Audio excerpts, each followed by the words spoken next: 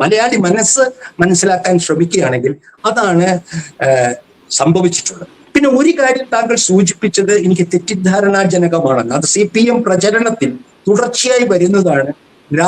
ഇത് VD സതീശൻ സർക്കാരും RSSും തമ്മിൽ എന്തോ ഗൂഢാലോചനയാണെന്നുള്ള മട്ടിലാണ് ഇവിടെ അവതരിപ്പിക്കപ്പെടുന്നത്. ഞാനതിനോട് പൂർണ്ണമായിട്ട് യോജിക്കുന്നില്ല. കാരണം സതീശൻ ഇന്നലെ പോയി മോഡിയെ കണ്ടത് ED റെയ്ഡ് നടത്തിക്കാനാണെന്നോ എന്നുള്ള മട്ടിലൊക്കെയുള്ള വളരെ ബാലിശമായിട്ടുള്ള രാഷ്ട്രീയം.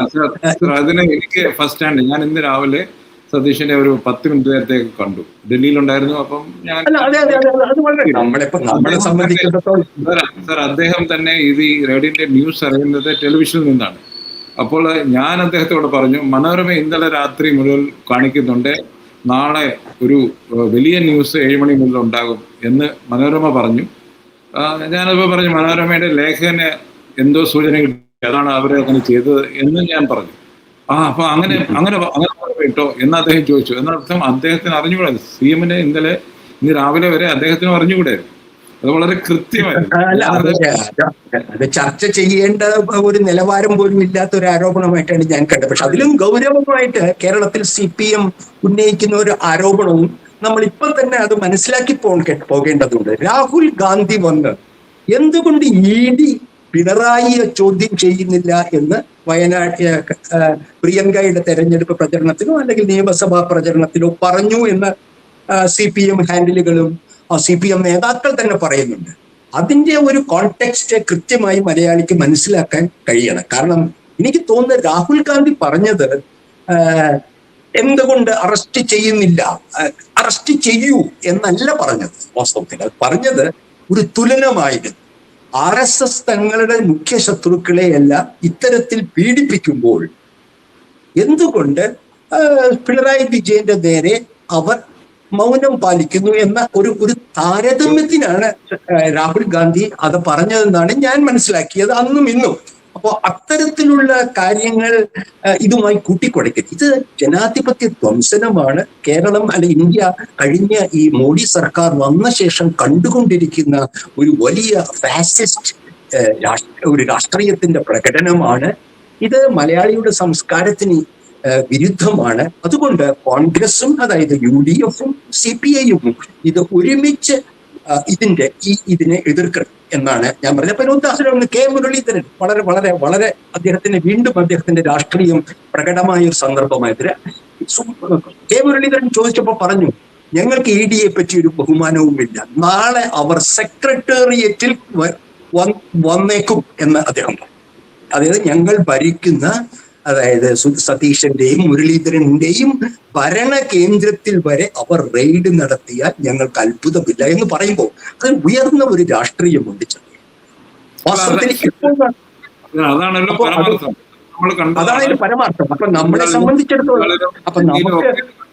അതുകൊണ്ട് അതാണ് അതിന്റെ പച്ചപരമാർത്ഥം. അപ്പൊ നമ്മൾ മറ്റ് ചർച്ചകളിൽ നിന്ന് വ്യത്യസ്തമായി, നമ്മൾ മറ്റുള്ള ചാനൽ ചർച്ചകളിൽ നിന്ന് വ്യത്യസ്തമായി തികച്ചും പക്ഷപാതപരമല്ലാത്ത നിലപാടിൽ കൂടി നമ്മളുടെ കേരളത്തിലെ മലയാളികളുടെ ഐക്യം, ജനാധിപത്യവാദികളുടെ ഐക്യം ആവശ്യപ്പെടുന്ന ഒരു സന്ദർഭമാണെന്ന് സന്ദേശം ഈ സംഭാഷണത്തിന് കൊടുക്കാൻ കഴിഞ്ഞാൽ അത്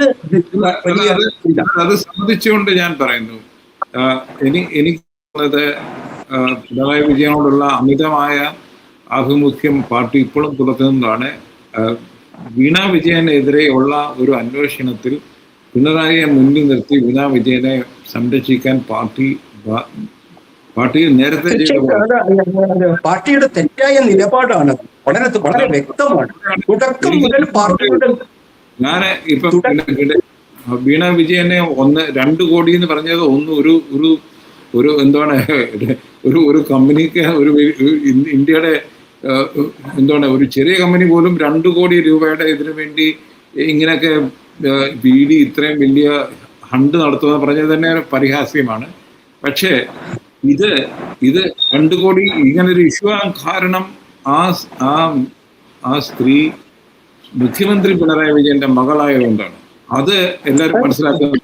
ആ ഒരു സംഗതി അതാണല്ലോ ഞാൻ ആദ്യമേ നല്ല മലയാളത്തിൽ ഞാൻ പറഞ്ഞത് അതാണ്. ഇത് തുടക്കം തന്നെ അധാർമികമായിരുന്നു. അത്തരത്തിൽ അതിൽ നിന്നാണ് തുടങ്ങുന്നത്. അതിനെ പാർട്ടി നിരന്തരം അതിനെ പിന്തുണച്ചുകൊണ്ടിരുന്നു. പാർട്ടി ഈ വീണ വിജയൻ ചെയ്ത കാര്യത്തിന് അല്ലെങ്കിൽ സഖാവ് പിണറായി വിജയൻ കൊടുത്ത അനുമതിക്ക് പാർട്ടി അതിന്റെ ചുമതല ഏറ്റെടുക്കുകയായിരുന്നു, അതിന്റെ ഉത്തരവാദിത്വം ഏറ്റെടുക്കുകയായിരുന്നു. അതൊരിക്കലും ഒരു കമ്മ്യൂണിസ്റ്റ് പാർട്ടി ചെയ്യേണ്ട കാര്യമല്ല. ഇപ്പൊ അത് നമ്മൾ പലപ്പോഴും നമ്മൾ കോടിയേരിയുടെ കാര്യത്തിലൊക്കെ ഉണ്ടായത് താങ്കൾക്ക് അറിയാമല്ലോ. അത് മകന്റെ കാര്യം, അവന്റെ കാര്യം. അത്തരത്തിൽ അത് മകളുടെ കാര്യം. അല്ലെങ്കിൽ ആദ്യമേ തന്നെ മകൾ ഇങ്ങനെ ഒരു ഈ കരിമണൽ കർത്താവുമായിട്ടൊക്കെയുള്ള തരത്തിലുള്ള ബന്ധപ്പെടുന്ന ബിസിനസ് ചെയ്യുമ്പോൾ മുഖ്യമന്ത്രിയുടെ ദൈനംദിന ചുമതലകളിൽപ്പെട്ടതാണ്. KSIDCക്ക് 13% ഓഹരിയുള്ള ഒരു സ്ഥാപനമാണ് കരിമണൽ കർത്താവിന്റെ CMR. അപ്പൊ നേരിട്ട് കേരള സർക്കാരിന്റെ ഒരു സ്റ്റേക്കുള്ള ഒരു സ്ഥാപനവുമായിട്ടാണ് തന്റെ മകൾ പാർട്ടിയുടെ വിലാസത്തിലിരുന്ന് ബിസിനസ് ചെയ്യുന്നത്. അത് പിന്നെ തുക 1 കോടിയോ 2 കോടിയോ എന്നുള്ളതിനേക്കാൾ വലിയൊരു ചോദ്യമാണ് ഞാൻ ഉന്നയിക്കുന്നത്. അത് ഒരിക്കലും ഒരു കമ്മ്യൂണിസ്റ്റ് മുഖ്യമന്ത്രിക്ക് ഒരിക്കലും അനുവദിക്കാൻ കഴിയുന്നതല്ല. അപ്പൊ പിന്നെ ഈ 1.72 കോടി മാത്രമല്ല, ഈ കരിമണൽ കർത്ത ശശിധരൻ കർത്ത എന്ന് പറയുമ്പോൾ ഞാൻ പത്രപ്രവർത്തനം സജീവമായി ചെയ്തുകൊണ്ടിരിക്കുന്ന സമയം മുതൽ കുപ്രസിദ്ധന അതിന്റെ വാസ്തവത്തിൽ എല്ലാവർക്കും അറിയാന്ന് പറഞ്ഞാൽ എല്ലാവർക്കും അറിയാം ഒരു കാര്യം, എല്ലാവർക്കും അറിയാം. അല്ല, അദ്ദേഹം ഡൽഹിയിൽ ഒരു മന്ത്രി പത്മശ്രീ കിട്ടാൻ വേണ്ടി കുറച്ച് പൈസ ഓഫർ ചെയ്തു. ആ മന്ത്രി നിഷേധിച്ചു. മന്ത്രിയുടെ സ്റ്റാഫിൽപ്പെട്ട ഒരാൾ തന്നെയാണ് എൻ്റെ അടുത്ത് പറഞ്ഞത്. അതറിയാം, എല്ലാവർക്കും അറിയുന്നതാണ്. അതൊരു പഴങ്കഥയാണ്. അദ്ദേഹത്തിന്റെ കൂടെ നിൽക്കുന്നവർ പോലും അദ്ദേഹം നല്ല ആളാണെന്ന് പറയില്ല. കാരണം അത് ഒരു കള്ള വ്യവസായമാണ്. അതിലൊരു black industry with kind of വളരെ അണ്ടർഹാൻഡ് ഒരുതരം പിന്നെ മിനറൽസിന്റെ കള്ളക്കണക്കുകളും ഒക്കെ എടുത്ത്. പക്ഷെ ഞാൻ പറയുന്നത് ഇതെല്ലാവർക്കും അറിയുന്ന കാര്യം വീണ വിജയൻ അറിയില്ലേ? അല്ലെങ്കിൽ പിണറായി വിജയൻ അറിയില്ലേ? പാർട്ടിക്ക് അറിയില്ലേ? അതാണ് ഞാൻ ചോദിക്കുന്നത്. അതെ, ബാക്കിയെല്ലാം നമ്മൾ ഈ പറയുന്ന പോലെ ഇതില് പിണറായി വിജയൻ മാത്രമല്ല ഉത്തരവാദി. അദ്ദേഹത്തിന്റെ സംഭാവന പട്ടിക കണ്ടാൽ നിങ്ങൾ ഞെട്ടും. അതായത് PV, അത് പിണറായി വിജയൻ അല്ലാതെ വേറൊരു പേര് അദ്ദേഹമില്ല, ഞാനല്ല എന്ന് പറഞ്ഞതുകൊണ്ട് അതിൽ നിന്ന് പിന്നെ അതിന്റെ കുറ്റത്തിൽ നിന്ന് രക്ഷപ്പെടുന്നില്ല. 2, നമ്മുടെ രമേശ് ചെന്നിത്തല RC, നമ്മുടെ കുഞ്ഞാലിക്കുട്ടി PK. ഇതിങ്ങനെ നീണ്ട പട്ടികയാണ്. ആ പട്ടിക നീണ്ടാൽ നിരവധി മറ്റ് മാധ്യമ പ്രവർത്തകരടക്കം ഉള്ളവർ ആ പട്ടികയിൽ ഉണ്ടാവുന്നുണ്ട്. ഞാൻ ഇപ്പോൾ ഉറപ്പ് പറയുന്നു. ഇദ്ദേഹത്തെ ഞാനും മാധ്യമ പ്രവർത്തകനും ഒരു പത്രാധിപരായല്ലോ. ഇദ്ദേഹം എങ്ങനെയാണ് മാധ്യമങ്ങളെ നിശബ്ദരാക്കുന്നത് എന്ന് എനിക്ക് നേരിട്ടറിയാം. ആ പട്ടികയിൽ ഞാൻ അതിലുണ്ടാവില്ല എന്നുള്ള ഉറപ്പ് കൊണ്ട് ഞാൻ ധൈര്യമായിട്ട് പറയുകയാണ്. അങ്ങനെ ചെറുതും വലുതുമായുള്ള പ്രസ് ക്ലബുകളെയും മാധ്യമങ്ങളെയും ഒക്കെ കയ്യിലെടുത്തുകൊണ്ട് നടക്കുന്ന ഒരു കള്ള കച്ചവടമാണ് ഈ കർത്താവ് നടത്തിക്കൊണ്ടിരിക്കുന്നത്. ഇപ്പോഴും ആ കേസ് നടത്തിക്കൊണ്ടിരിക്കുന്നതും കർത്താവിന്റെ പണം കൊണ്ടാണല്ലോ. അപ്പൊ ഇതിന്റെ മൊത്തം പക്ഷെ അതും ഇതുമായി കൂട്ടിക്കുഴയ്ക്കരുത്. അതും ഇന്ന് ED ഈ ഫാസിസ്റ്റ് മോഡി സർക്കാരിന്റെ ചെയ്ത ഇത് തമ്മിൽ കൂട്ടിക്കുഴയ്ക്കരുത്. സത്യം കണ്ടെത്തുക തന്നെ വേണം.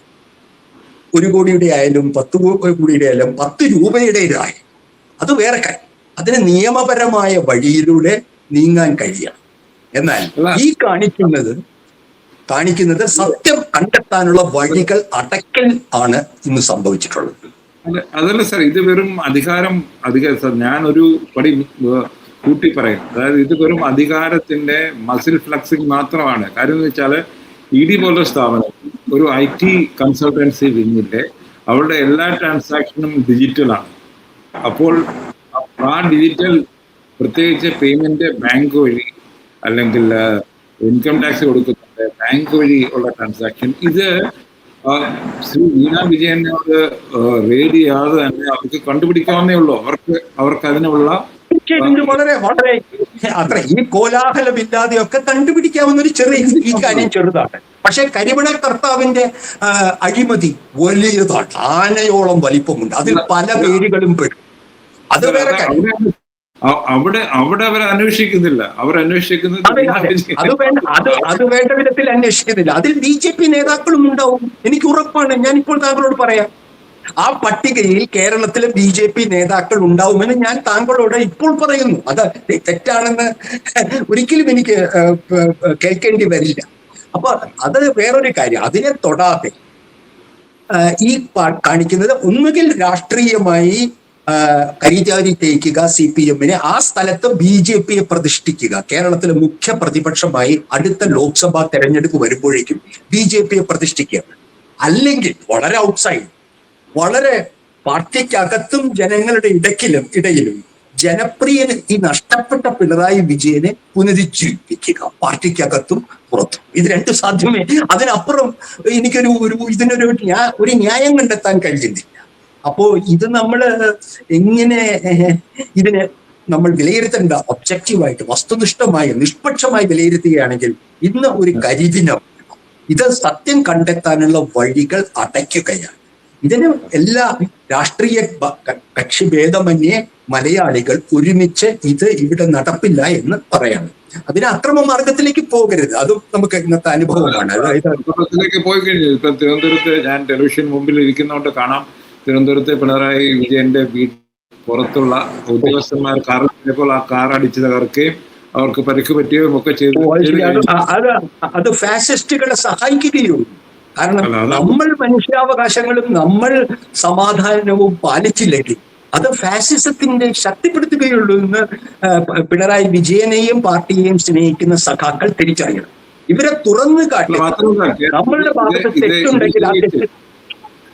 അതന്നെ, ഈ ഇൻസിഡന്റ് ഉപയോഗിച്ചിട്ട് സെന്റർ ഇപ്പോൾ കേരള സർക്കാരിനെ കുറ്റപ്പെടുത്തും. കണ്ടില്ലേ അതെല്ലാം വരാൻ പോവുകയാണ്. അതെ, തീർച്ചയായിട്ടും. അതായത് നിയമപരിപാലനം ഉറപ്പുവരുത്തുന്നില്ല ഈ സർക്കാർ. അതപ്പോ രണ്ടുപേരെയും, അപ്പൊ UDF-നെയും CPM-നെയും ഒരേ വടി കൊണ്ട് അടിക്കാനുള്ള ഒരു സന്ദർഭം കൂടിയാണ് ഇപ്പൊ കൊടുത്തുകൊണ്ടിരിക്കുന്നത്. അത് നമുക്കപ്പോ വേണം നമ്മുടെ രാഷ്ട്രീയ ബോധം. നമ്മൾ ജീവിക്കുന്ന ഇന്ത്യയിൽ നമ്മുടെ മുഖ്യ ശത്രു ഫാസിസമാണെന്ന് തിരിച്ചറിയാനുള്ള രാഷ്ട്രീയ ബോധം UDF-ന്റെയും LDF-ന്റെയും അണികൾക്കും നേതാക്കൾക്കും ഉണ്ടാവും. അതിന്റെ അവസാനത്തെ ഒരു മുന്നറിയിപ്പായി ഈ ദിവസം കാണണം. പിന്നീട് ആരുടെ അഴിമതിയായാലും അതിന് സത്യം പുറത്തു വരണം.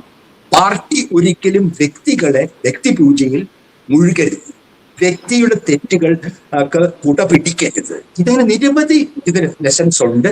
അത് എല്ലാം മലയാളി ഈ വൈകാരിക നിമിഷത്തിൽ എങ്ങനെ ഉൾക്കൊള്ളുമെന്ന് എനിക്ക് അറിഞ്ഞുകൂടാ. പക്ഷെ നമുക്ക് ഇത്തരം സമചിത്തതയുടെ ഒരു മാർഗം, ഒരു നൈതികതയുടെ മാർഗം നമുക്ക് പറയാതെ കഴിയുകയില്ല. കാരണം നമ്മളെ സംബന്ധിച്ചിടത്തോളം ജനാധിപത്യം ഇന്ത്യയിൽ ഇനി എത്ര നാൾ ഉണ്ടാവുമെന്ന് ഉറപ്പില്ലാത്തൊരു സമയത്ത് ഇത്തരത്തിലുള്ള ഒരു കെണിയിൽ, ഒരു ഫാസിസ്റ്റ് കെണിയിൽ LDF-ഉം, അതെ LDF-നില്ല, CPM മാത്രമാണ് ഇപ്പോൾ രംഗത്ത്. അപ്പൊ അതും താങ്കൾക്ക് അറിയാമല്ലോ. CPI-ക്ക് വേറൊരു അഭിപ്രായമാണ് ഈ കാര്യത്തിൽ ഉണ്ടാവുന്നത്, അല്ലെങ്കിൽ അങ്ങനെ. അപ്പൊ CPI-യും ജനാധിപത്യ കക്ഷികളാകെ, മതനിരപേക്ഷ കക്ഷികളാകെ ഇതിൽ ആഹ്ലാദിക്കുകയും അരുത്. ഇത് വെച്ചുകൊണ്ട് തങ്ങൾക്ക് തൊട്ടു മൂക്കിന് താഴെ കാണുന്ന ശത്രുവിനെതിരായിട്ടുള്ള ഒരു ഇതാക്കി മാറ്റുകയും ചെയ്യരുത്. അല്ല, അവിടെയാണ് സർ ഇത് വളരെ സംയമനത്തോടുകൂടി ഹാൻഡിൽ ചെയ്യേണ്ട ഒരു സംഗതിയാണ്. അത് എല്ലാ പാർട്ടികളും, കോൺഗ്രസും CPM-ഉം മറ്റു ചെറു പാർട്ടികളും അത് നോക്കിക്കണ്ട് ഇത് കേരളത്തിന്റെ പൊളിറ്റിക്സിനെ തിരിമേൽ മറിക്കാൻ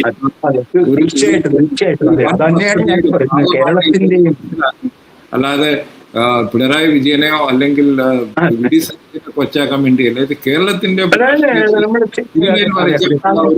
ഒരു വലിയ പദ്ധതിയുടെ തുടക്കമായിട്ട് നമ്മൾ